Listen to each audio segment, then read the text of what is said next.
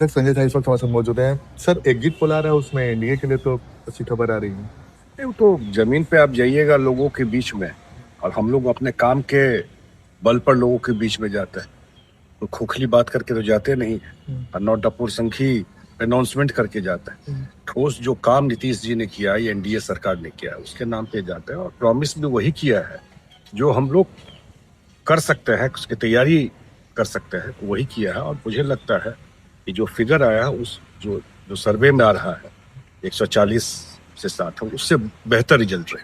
अच्छा सर, ये जब चुनाव प्रचार शुरू हो रहा था उसके पहले नीतीश जी के सेहत को लेकर या फिर उनके स्वास्थ्य को लेकर कई तरह के सवाल खड़े किए गए थे। आपको लगता है कि वो ऐसे भाई, आप देख चुके हैं और बिहार और देश देख चुका है कि 2 दिन पहले यहाँ मौसम खराब था, और उसमें हम लोगों को बताया कि हेलीकॉप्टर नहीं उड़ सकता है, और स्पॉन्टेनियस हम लोगों ने डिसाइड, पहले से कोई प्लान नहीं था, स्पॉन्टेनियस हम लोगों ने डिसाइड किया कि पहले हुआ कि मोबाइल से ही एड्रेस कर दीजिए, फिर हुआ कि नहीं रोड से चल, सीएम बोले नहीं रोड से चलिए।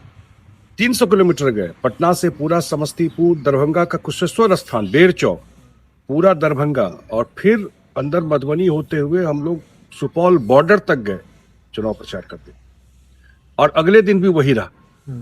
मधुबनी में रुके रात में, और उस दिन फिर मधुबनी, सीतामढ़ी, समस्तीपुर, वैशाली, और फिर पटना। 600-700 किलोमीटर रोड पे चल के लोगों के बीच में, लिटरली कोई प्लान करके तो लोग को हम लोग लाए कि तैयारी नहीं था। जो लोग थे हमारे कैंडिडेट थे, उनके साथ सामने लोगों से मिले हैं, तो इसका तो कोई इशू नहीं है। हमको लगता है कि जिस तरह का मेहनत, जो काम मुख्यमंत्री जी कर रहे हैं इस चुनाव में, उनके चुनाव प्रचार का नंबर देखिएगा जितना वो घूमे हैं, शायद जो विपक्ष के लोगों की बात कर रहे हैं सबको जोड़ भी दीजिएगा तो सर अकेले नीतीश कुमार भारी पड़ जाए। आखिरी सवाल है, सीमांचल में आज नीतीश जी की सभाएं हैं। मुसलमान वोट के बारे में दावा किया जा रहा है कि भाई एमओआई समीकरण महागठबंधन के साथ मजबूती से, क्या जेडीयू को या फिर एनडीए को मुसलमान वोट मिलने की उम्मीद है?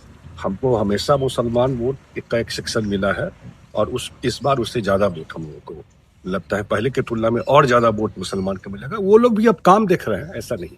सर एक आखिरी सवाल है, फाइनली एनडीए के बारे में क्या राय है आपकी? अब 14 तारीख को हम क्या तस्वीर देखने, चूंकि तेजस्वी का दावा है कि 14 तारीख को जीत उनसे होगी और 18 को शपथ लेंगे।